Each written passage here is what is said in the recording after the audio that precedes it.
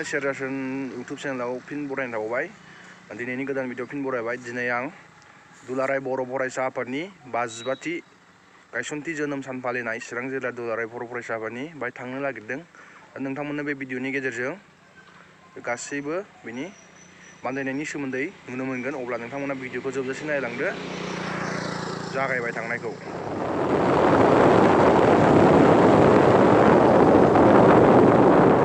जायगायाव सफैबाय। नैबे गेट दा फिरफिला उरायनाय हाबाफारिनि माबाया जागासिनो दं नै। हाबलांसै गेटनि सिंजों।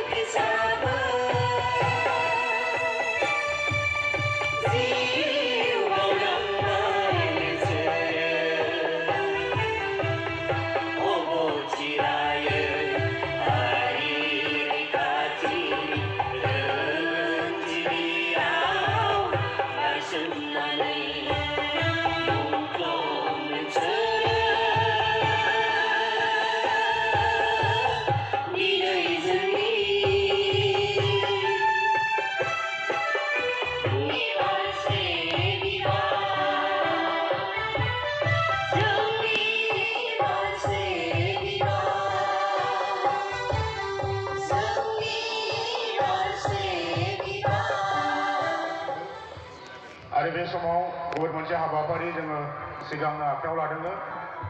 जों बयबो मिथिगौ दुलाराय बर' फरायसा आफादखौ बर' माहारिनि गेजेराव 1967 मायथाइनि दिनैनि सान 15 फेब्रुआरियाव गायसननाय जादोंमोन।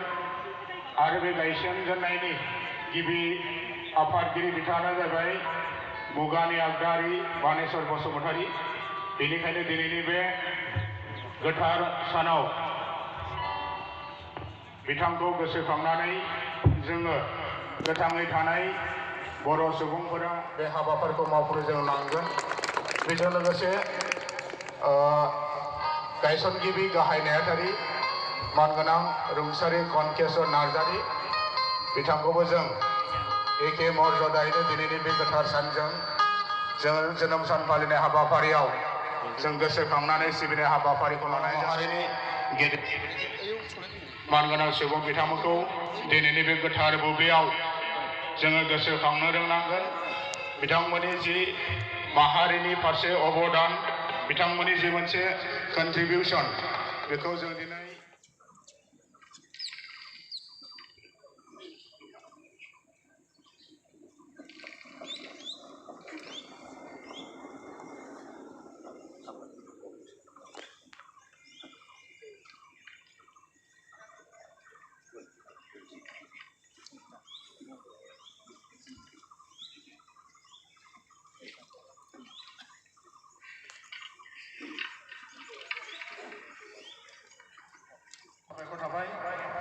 जोंनि गेजेराव हांख्रायनाय बायदि बाहागो लाफैनो हानाय आगुनि दुलाराय बर' फरायसा आफादनि मानगोनां मावथि बिथांमोना खावलायनाय बायदि मावफुंनायनि थाखाय आरो जों बे सिरियावनो मोनसे हाबाफारि जोङो मावफुंनो आखायाव लाबावदों बेनो जाहैबाय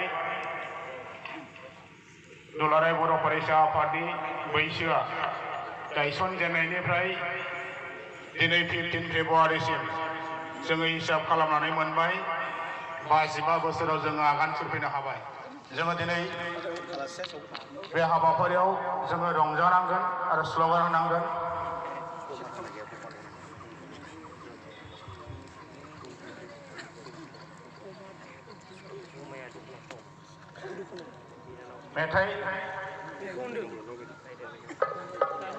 मेथाइ रोजाबनांगोन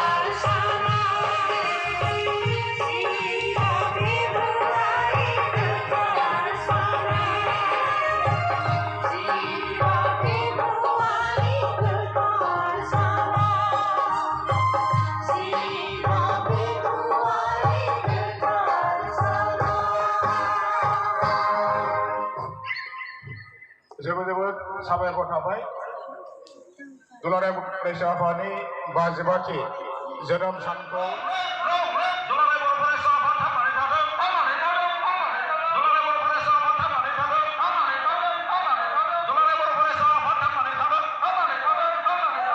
बर' माहारि दानायाव बयबो बाहागो ला बर' माहारि दानायाव बयबो बाहागो ला आबुं जांख्रिथाय सोमावसारनायाव बयबो बाहागो ला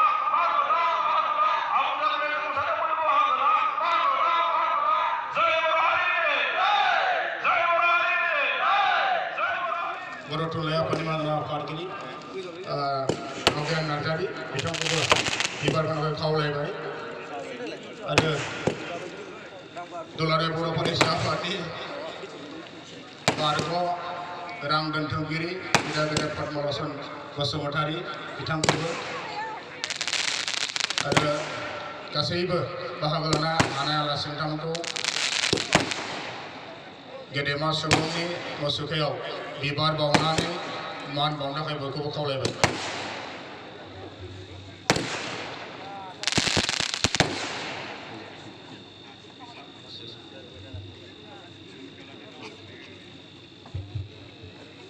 मोसाग्रा हानजा रेडि जानो थाखाय खावलायबाय। जोङो बे हाबाफारि जोबनाय लोगो लोगो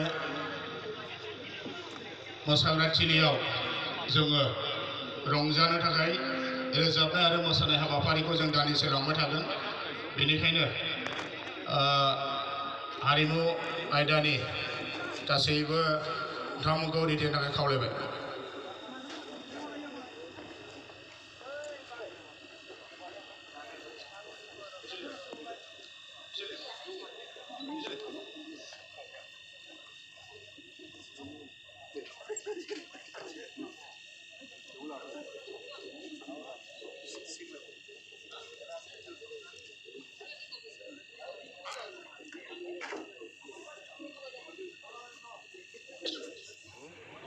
चिरां जिल्ला गेवलां मेला जाबाय।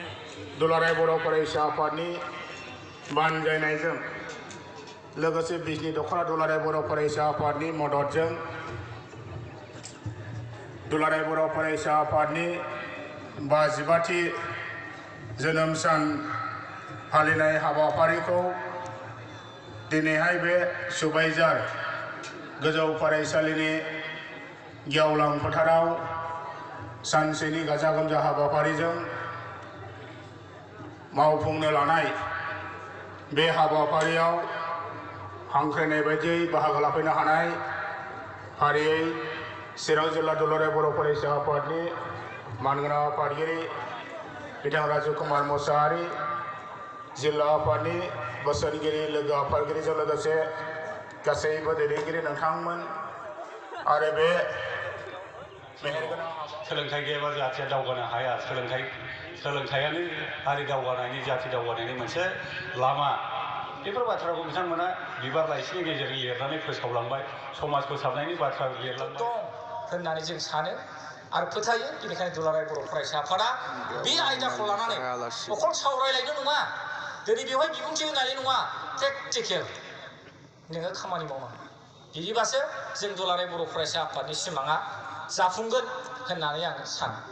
दानिया फैदो आथिखालनि जे दुलाराय बर' फरायसा आफादनि हाबाफारिजों लोब्बा थानाय बे बाथ्राखौनो बेवहाय आङो बुंनानै एसे सावरायनो थाखाय आखायाव लादों।